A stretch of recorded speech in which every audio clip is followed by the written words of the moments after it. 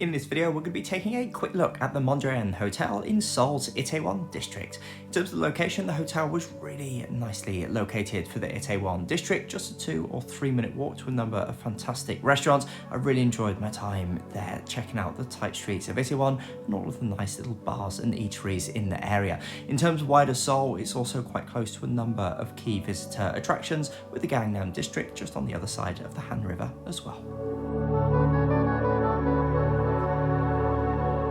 Checking into the hotel was super smooth, with the hotel reception just up on the mezzanine level. On that particular stay, had a free upgrade to a slightly higher view room, so was up on the 16th floor on that particular occasion, with some really superb views out. I have to say, throughout the entire stay, the staff were absolutely fantastic. They were super helpful when it came to taxi bookings, or frankly, anything that you needed during the time at the hotel. Arriving into the hotel, the interior decor was incredibly modern, so I was really looking forward to getting into the room and checking out what it had in store. All in all, the room was a little bit on the small side, but it was beautifully appointed with, as I've already mentioned, some really fantastic views out over Seoul.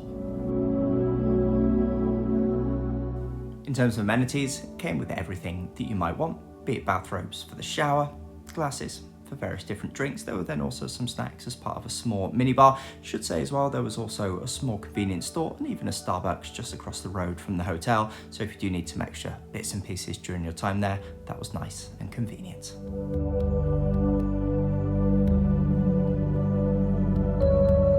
I've recently reviewed the Swiss Hotel over in Singapore, and just like the Mondrian, this is another fairly high-end Accor group property. There was a lot of echoes of the Stanford Hotel across in the Mondrian in Seoul. Overall, really nicely put together. Plenty of modern touches in the room, such as a ton of charging points just next to the bed, and that nice flat screen TV at the end of the bed.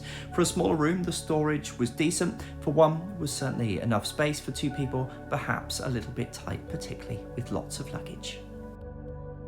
Next up, let's cover off the bathrooms. The bathroom actually started in the room itself, with the sink area spilling out into the room. This is a bit of a trick that you so often see a number of hotel rooms deployed that are that little bit smaller. Just beyond that was then the shower area. I was a big fan of having those amenities up on the wall. I do feel this adds a touch of class above and beyond the small disposable ones that you get, and then a separate toilet area just off to the side. I quite like this brushed metal type effect. This rounded off what was a really nicely put together room.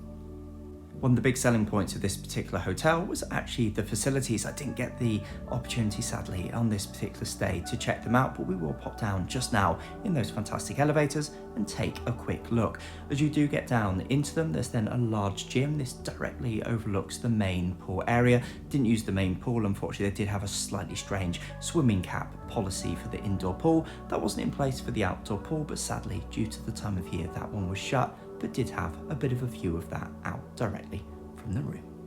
All in all, a really superb stay at the Mondrian Hotel, and this is certainly one that I would return to into the future. Guys, if you're interested in a trip to Seoul, check out my recent review of the airline that I used to get there, and looking forward to seeing you in another video real soon.